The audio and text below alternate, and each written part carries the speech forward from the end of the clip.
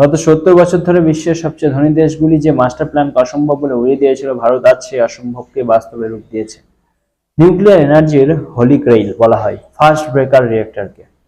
America, Japan, France এবং জার্মানির মতো দেশগুলো এই প্রযুক্তির পিছনে $50 বিলিয়ন বেশি ঢেলেছিল, কিন্তু ইঞ্জিনিয়ারিং নাইটমেয়ারের মুখে পড়ে তারা মাঝপথে হার মেনে নেয়। তারা ভেবেছিল এটা অত্যন্ত বিপজ্জনক, অত্যন্ত ব্যয়বহুল, অত্যন্ত কঠিন। পশ্চিম যেখানে পালিয়েছে, সেখানে ভারত মাত্র $900 মিলিয়ন কম খরচে কালপাক্কাম এর সেই রিঅ্যাক্টরের ক্রিটিক্যালিটি অর্জন করে এক নতুন ইতিহাস লিখেছে।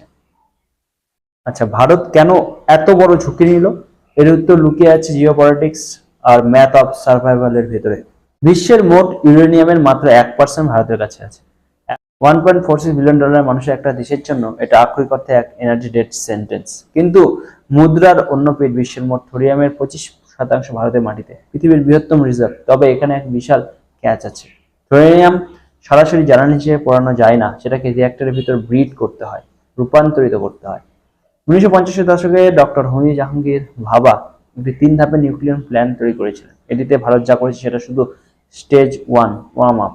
এই সপ্তাহে ভারত আনুষ্ঠানিকভাবে স্টেজ 2 তে প্রবেশ করেছে। আর এই রিঅ্যাক্টরের সবচেয়ে অবিশ্বাস্য দিক হলো যে এটা যে পরিমাণ জ্বালানি খরচ করে তার চেয়ে বেশি জ্বালানি নিজেই তৈরি করে। কেন পশ্চিম পারেনি? এই রিঅ্যাক্টরগুলিতে লিকুইড সোডিয়াম কুল্যান্ট ব্যবহার করা হয়। জলের সংস্পর্শে এসে মারাত্মক বিস্ফোরণ, বাতাসের সংস্পর্শে এলেই আগুন। পশ্চিমা দেশগুলো এই বিপদ হিসেব করে প্রয়োগ বন্ধ করে দিয়েছিল।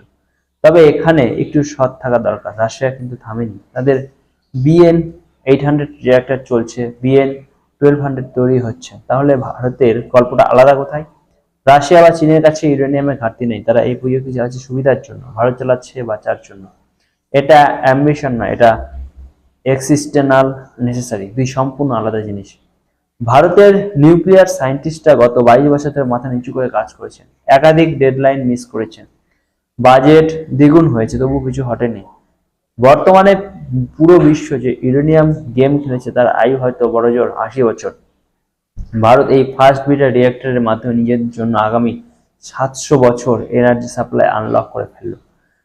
শুধু বিদ্যুৎ নয়, এটা এনার্জি সভেরেনিটি, এমন এক সার্বভৌমত্ব যা কোনো স্যাংশনস, কোনো সাপ্লাই চেইন ডেপুটেশন, কোনো ভূরাজনৈতিক চাপ আর কাটতে পারবে না।